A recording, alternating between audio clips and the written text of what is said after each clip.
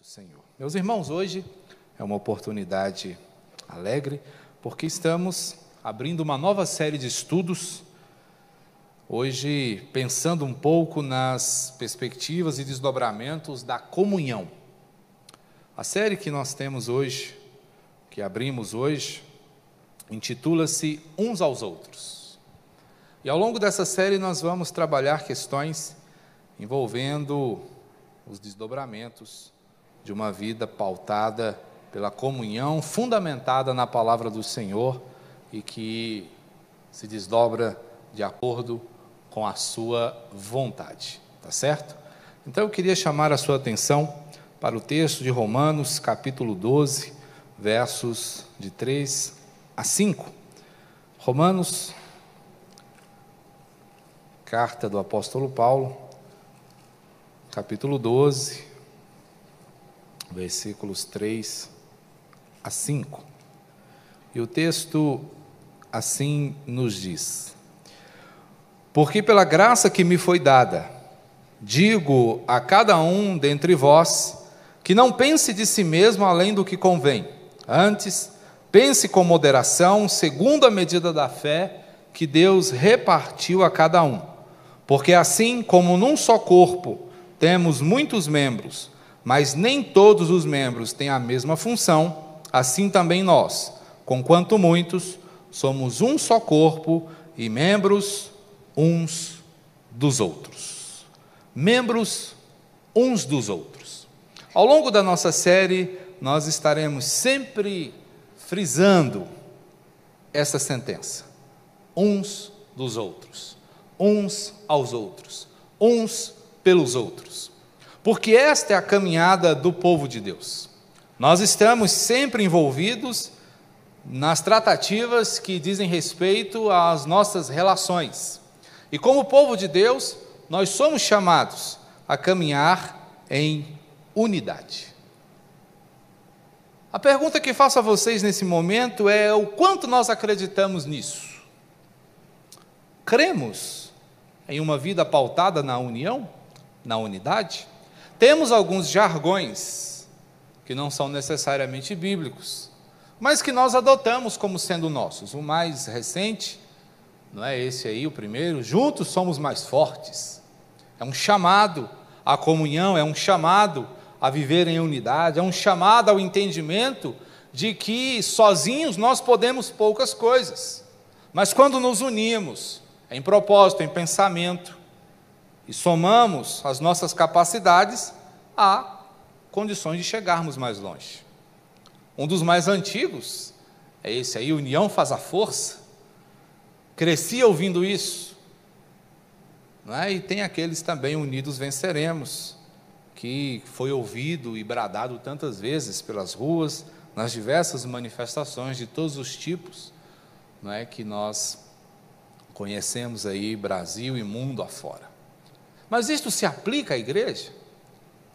A igreja foi chamada para caminhar em união? A igreja foi chamada para fazer as coisas de forma conjunta? É importante nós observarmos o pensamento do nosso Senhor acerca dessas questões. Temos aqui uma passagem que está na oração sacerdotal de Jesus, citada pelo apóstolo João, lá no capítulo 17 do seu Evangelho. Eu gostaria de convidar você a abrir esse texto e a meditar comigo na passagem dos versos 20 a 23, onde nós podemos ler os seguintes dizeres: em verdade vos digo, não rogo somente por estes, mas também por aqueles que vierem a crer em mim por intermédio da tua palavra, a fim de que todos sejam um, e como és tu, ó Pai, em mim e eu em ti, também sejam eles em nós, para que o mundo creia que tu me enviaste. Eu lhes tenho transmitido a glória que tens me dado, para que sejam um, como nós o somos, eu neles e tu em mim, a fim de que sejam aperfeiçoados na unidade, para que o mundo conheça que tu me enviaste e os amastes, como amaste também a mim. Percebam que o pensamento do nosso Senhor vai exatamente nessa direção. Jesus tinha um pensamento uno. Jesus pregou, ensinou e fortaleceu a compreensão de uma vida em unidade. Até porque, desde os tempos eternos, Jesus experimenta essa realidade. Jesus, o Pai e o Santo Espírito vivem em perfeita harmonia, em perfeita unidade. E como tal, ele trouxe essa realidade do céu à terra, ordenando e orientando as pessoas ao amor, ao cuidado mútuo, a fazerem, pensarem e agirem sempre numa mesma perspectiva. Então nós temos o pensamento do nosso Senhor sobre a unidade e podemos claramente perceber que era o seu desejo para a sua noiva, para a sua igreja, para o seu corpo. Então o Senhor deseja que nós vivamos em orientação pela palavra. É ela que vai nos fazer cada vez mais unidos, é ela que vai nos capacitar a caminharmos dentro dessa perspectiva, porque esta unidade recomendada por Cristo Jesus encontra o seu fundamento, como eu já disse, na própria eternidade, na pessoa do Pai, na pessoa do Filho, na pessoa do Santo Espírito do Senhor. Essa unidade é testemunhada pela fé, e nós podemos experimentar a sua transformação, que se evidencia na praxe cotidiana de cada um de nós. Sendo assim, a caminhada da igreja é uma caminhada marcada pela unidade. Paulo escrevendo aos Efésios, Paulo é o grande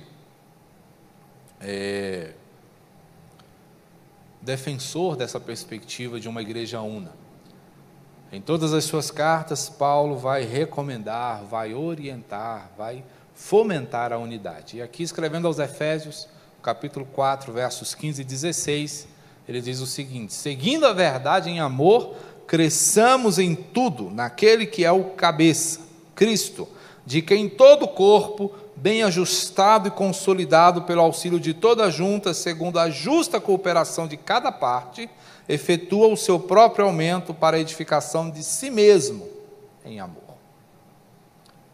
O que é interessante observarmos na perspectiva de Paulo é que a igreja que caminha pautada na unidade é uma igreja marcada pelo amor. Percebam que a orientação do apóstolo é que nós sigamos a verdade em amor. Hoje nós temos visto muitos defensores da verdade, mas muitas vezes uma verdade desprovida de amor. Vemos também muitos defensores do amor, mas este amor desprovido da verdade. O fato é que o Senhor nos recomenda o conjunto completo: verdade em amor. Amor pautado e sustentado pela verdade. E é assim que o povo de Deus caminha, marcado pelo amor, fortalecido pelo seu Salvador, mas também orientado pela comunhão e sendo desenvolvido de forma mútua. Paulo vai nos apresentar que a perspectiva, o objetivo dessa caminhada é justamente que nós melhoremos-nos uns aos outros. E aqui é interessante a gente observar que na igreja, quando esta compreende a importância da unidade, ninguém fica sobrando, ninguém cresce mais que o outro, ninguém se destaca mais que o outro. Todos estão cuidando de cada um para que todos se desenvolvam equilibradamente, concordemente e unificadamente. É muito interessante observarmos isso, porque nós, como igreja, somos um corpo multifuncional. Quando pensamos na perspectiva de corpo, nós estamos pensando em diversas habilidades cooperando para um objetivo comum. Isso é gracioso porque há um significado profundo. Paulo, ainda falando, ele vai dizer que, assim como o corpo não é um só membro, mas muitos, se disser o pé, porque não sou mão, não sou do corpo, nem por isso deixa de ser do corpo. E segue: ora, vós sois corpo de Cristo, e individualmente membros desse corpo. Não adianta nós dizermos: não, eu vivo a minha vida do meu jeito, eu caminho sozinho, eu não preciso de ninguém, e acho que também ninguém precisa de mim. Isso não faz com que você seja desmembrado do corpo, só faz de você um rebelde, só faz de você alguém que não queira cooperar, só faz de você alguém que não queira receber a cooperação dos demais membros. Imagine que um membro do seu corpo, quando ferido, continua lá, pertencente ao seu corpo, mas faz falta. Não adianta ser o melhor jogador, não adianta ser o melhor atleta. Se você tiver um dedo quebrado, você não consegue correr. Se você tiver uma lesão no ombro, não adianta você ser o melhor rebatedor, você não vai conseguir. Porque há um membro em dificuldade. É o que acontece com a igreja. Quando nós nos eximimos da nossa responsabilidade e abrimos mão da função que nos é dada pelo Senhor, nós colocamos o corpo todo em sofrimento, pela falta de um membro. E você pode pensar: puxa, mas que falta eu faço? Que diferença eu realizo? Que importância eu tenho? E quando nós pensamos na importância de cada um de nós, não estamos pensando aqui, irmãos, em autoestima, não estamos pensando, não é, nessa perspectiva, mas estamos pensando no propósito para o qual Cristo nos chamou. Então, quando pensamos nesse corpo, nós estamos pensando em algumas qualidades que ele possui. É um corpo diverso, não somos iguais. Pensamos de forma diferente, agimos de forma diferente, temos habilidades diferentes, quantidades diferentes e também qualidades diferentes. Tudo isso num corpo só. Então, isso tem significados importantes nas nossas vidas. E eu quero compartilhar com os irmãos algumas lições do que é viver como um corpo. Viver como um corpo implica que, como cristãos, nós atuamos conjuntamente. Cristãos atuam juntos. O isolamento é algo profundamente prejudicial à igreja do Senhor. Me lembro de uma certa perspectiva de um jovem que, há um tempo, não frequentava a igreja. E passou-se bastante tempo. O pastor, então, sentindo a sua falta, resolveu visitá-lo. E chegou lá numa noite fria, e o jovem estava sozinho, sentado de frente para uma pequena fogueira. E o pastor chegou, havia ali uma cadeira vazia, o pastor se sentou, apenas o cumprimentou, e ele, sem graça, respondeu, mas não disse palavra. O pastor também permaneceu calado. Tinha uma varinha ali, talvez do monte de lenha que ele havia colocado para fazer o fogo, e o pastor começou a mexer nas brasas que estavam ali, né, naquele fogo. E em dado momento o pastor pegou a varinha e separou uma brasa e a deixou fora do fogo. E no escuro da noite, aquela brasa incandescente, tinha uma cor bonita, mas à medida que ela permanecia fora do fogo, ela foi perdendo o seu brilho, ela foi se apagando, e quando ela estava prestes a se tornar um torrão de carvão, o pastor pegou a varinha e novamente a tocou para dentro do fogo. Ele disse: meu irmão, eu vou embora. E ele: tá bom, pastor, vai com Deus, até domingo. O isolamento faz exatamente isso conosco, ele nos esfria, ele tira de nós o vigor, ele tira de nós o brilho. Brilho esse que muitas vezes nos é dado pelos atritos que a comunhão nos proporciona. Viver em comunhão não é algo necessariamente fácil. É preciso lidar com opiniões divergentes, com posições diferentes, às vezes desagradáveis, mas é nesse contexto que o Senhor nos chama para viver. É dentro dessa situação que o Senhor nos convida a caminhar como igreja, pensando diferentes, trocando ideias, divergindo muitas vezes. É aí que nós vamos experimentar o crescimento. A unidade do corpo se dá muitas vezes em meio a desafios que nós precisamos superar, e à medida que nós enfrentamos e superamos esses desafios, nós aprendemos, nós nos tornamos melhores, nós nos tornamos mais fortes, e aí que nós também reconhecemos a importância que temos. Quando você se dispõe a estar perto de alguém que muitas vezes tem uma personalidade desafiadora, para não dizer difícil, não é? Você não está apenas dando, você está recebendo também. Resistimos ao máximo, né? Não é bom para nós, dentro da nossa concepção, estar perto de pessoas difíceis.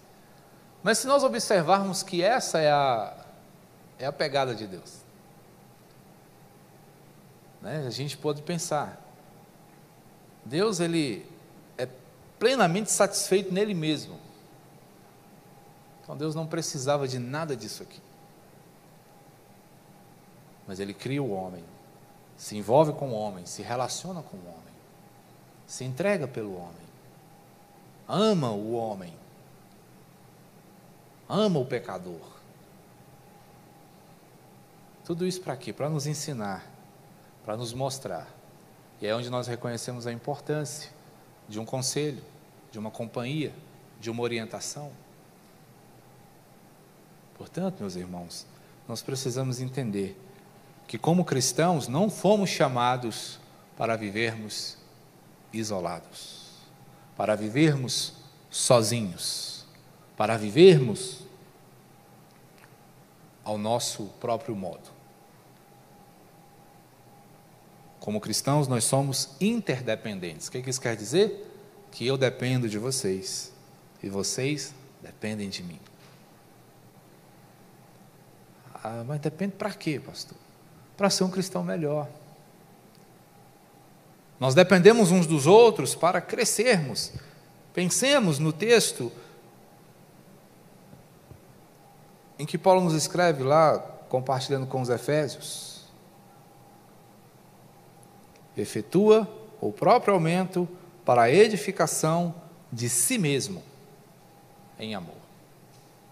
Então, quando nós pensamos que estamos edificando o outro, nós estamos sendo edificados. Quando nós pensamos que estamos oferecendo, nós estamos recebendo. Quando nós pensamos que estamos nos entregando, nós estamos sendo galardoados. Então, precisamos uns dos outros. Você tem, com certeza, ouvido, lido, muitas mensagens no sentido, você não precisa de ninguém. Agora vai ser assim, se me ligar, eu ligo de volta. Não, dê o primeiro passo, ligue, procure, vá lá. Essas perspectivas que nós temos ouvido hoje, não são bíblicas. Não é o conselho do nosso Senhor, não coaduna com o seu mandamento de amar uns aos outros, é completamente distoante, é completamente diferente, é uma perspectiva mundana, rejeitar, ignorar, ser indiferente, mas a perspectiva bíblica é, vai lá, converse, conserte, resolva, caminhe, 1 milha, 2 milhas, não cancele, perdoe, tenha paciência, seja longânimo. Tudo isso você encontra na palavra de Deus. Porque vivemos como um corpo. E como um corpo, nós atuamos conjuntamente. Mas como corpo, além de atuar conjuntamente, nós também somos chamados a reconhecer nossos limites. O capítulo 12 de Romanos nos ensina aqui nesse ponto, e diz que pela graça que me foi dada, verso 3 do capítulo 12, digo a cada um dentre vós, que não pense de si mesmo além do que convém, antes pense com moderação, segundo a medida da fé que Deus repartiu a cada um. O que Paulo está recomendando aqui aos romanos é algo que ele também recomendou aos coríntios. A igreja de Corinto era uma igreja extremamente difícil. Era uma igreja orientada pelo litígio, era uma igreja litigiosa. Era uma igreja onde não havia concordância. Era uma igreja onde as pessoas tinham grandes dificuldades de relacionamento. Paulo enfrentou uma barra pesada lá. E o aprendizado que ele conquistou ali, ele compartilha com os romanos. Então ele diz, gente, isso não é meu, mas é algo que vem do Senhor. O que eu quero dizer a vocês é o seguinte, não pensem de si mesmo além do que convém. O que Paulo está falando aqui é sobre humildade. E sem humildade a gente não vai conseguir se relacionar com os outros. Sabe por quê? Porque sem a humildade eu vou achar que eu tenho a primazia. Sem a humildade eu não vou dar a preferência. Eu vou querer a preferência. Em tempos de farinha escassa, o meu pirão vem primeiro. Ora, se não, como é que eu vou fazer pirão sem farinha? Não é? Então, sem humildade, eu sempre vou pensar e pretender chegar antes dos outros. Já viu aquela agonia de fila? Todo mundo sai se atropelando porque quer ser sempre o primeiro? É o que a falta de humildade nos faz. Mas como corpo, nós somos chamados a reconhecermos os nossos limites. E é isso que Paulo está chamando os romanos a fazerem aqui. Não pense de si mesmo além do que convém. Então baixa a bola. Olhe para você e perceba suas dificuldades também. Se você considera alguém difícil, pense também. Eu falava aqui no último domingo, desconfie um pouquinho de você, é salutar para você. É importante. Não é de você se autocomiserar. Ai, tadinho de mim, pobre de mim, olha como eu sou coitadinho. Não, não é isso. O que Paulo está dizendo aqui é que nós precisamos ter cuidado com uma tendência nossa de achar que somos sempre mais do que realmente somos. Se a Bíblia nos manda amar os outros, é porque o Senhor já sabe que somos hábeis na questão do amor próprio. Porque já sabemos nos amar perfeitamente bem, mas não sabemos amar o outro. Por isso, a gente precisa da orientação do Senhor e Ele vem nos ensinar. Então, essa graça especial que nos faz filhos do Senhor é a mesma para todos aqueles que reconheceram o Senhor como o seu Salvador. Nenhum de nós aqui tem um pote maior da graça de Deus. Todo mundo recebeu a mesma coisa. Sabemos que há a graça comum e a graça especial. A graça especial é essa graça que nos faz filhos de Deus. E entre os filhos do Senhor, todos receberam a mesma porção de graça. Então ninguém tem mais para dizer assim, eu sou mais rico da graça de Deus que você. Todos temos a mesma porção. Portanto, é o mesmo alcance. É o que Paulo está dizendo aí. Ninguém pense de si mesmo além do que convém. Pense com moderação, segundo a medida da fé que Deus repartiu a cada um. Ou Deus é injusto? Se o Senhor concede fé, e é Ele que concede, Ele vai dar mais fé para um do que para outros? Não. Agora o fato é que alguns procuram desenvolver melhor a sua fé que outros. Aí é uma questão sua. Mas o que o Senhor nos dá é a mesma coisa. Portanto, não há ninguém mais especial que ninguém. Portanto, ninguém tem o direito de humilhar ninguém. Portanto, reconheçamos os nossos limites e percebamos que somos iguais. Em necessidade, somos iguais. Na natureza pecaminosa, somos todos carentes. Somos todos pecadores, somos todos miseráveis. Portanto, a questão da humildade é reconhecer que somos igualmente necessários. Ok? Então, se você precisa de alguém, sabe que alguém precisa de você também. Então entenda que o irmão que talvez você despreza é útil ao Senhor, na sua obra. O irmão que talvez você olhe assim meio torto e diga, fulano está aqui, é um irmão amado pelo Senhor, tão amado quanto você, mas também tão imperfeito quanto você. Vocês são colegas de dificuldade, são irmãos caminhando, buscando o mesmo crescimento.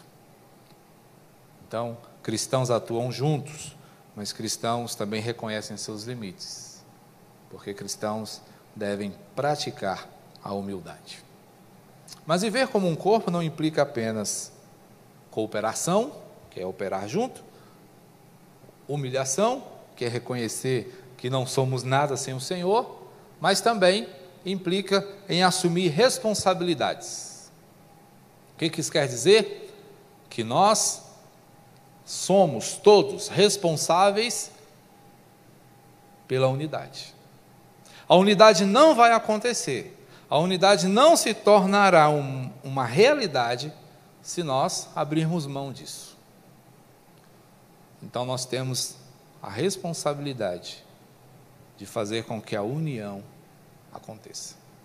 Rogo-vos, irmãos, pelo nome do nosso Senhor Jesus Cristo, que faleis a mesma coisa, que não haja entre vós divisões, antes sejais inteiramente unidos, na mesma disposição mental e no mesmo parecer.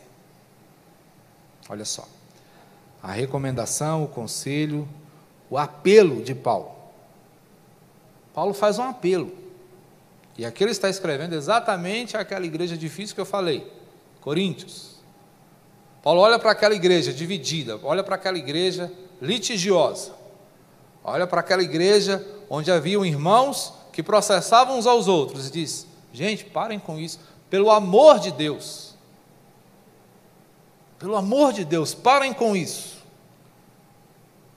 pensem a mesma coisa, unam-se inteiramente, preservem a harmonia do corpo de Cristo, porque quando membros se digladiam, o corpo sofre, e a gente tem que pensar que nós somos o corpo de quem?